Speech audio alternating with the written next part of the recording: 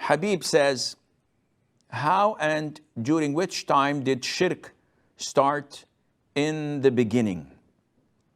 Well, we have a hadith that states that between Adam, peace be upon him, and Prophet Nuh, peace be upon him, there were 10 centuries.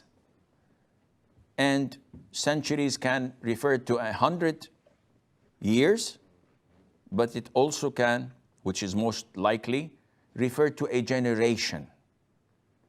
When the Prophet says, خَيْرُ الْقُرُونِ قَرْنِي, those who want to translate qarn can say it's 100 years, a century. But in the hadith, خَيْرُ الْقُرُونِ, the best of generations is my generation. So it's not limited to 100 years. It's a generation of the companions, then the tabi'een, then the tabi'it tabi'een. And Nuh, peace be upon him, gave da'wah to his people for 950 years. So you could imagine that the generation of his was, whoa, quite long.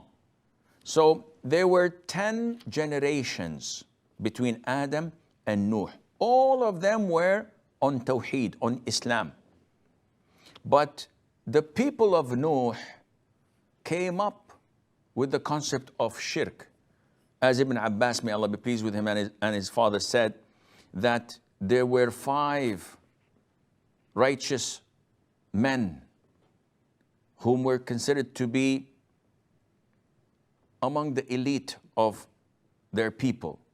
And when they died, they wept and cried for their loss.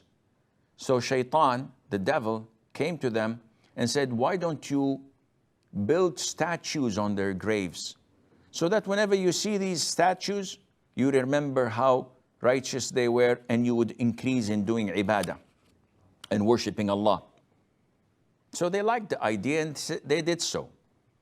When their generation was gone and a new generation came afterwards, the devil told them, by the way, these statues were gods, were idols that your forefathers used to worship, asking for rain and provision, etc.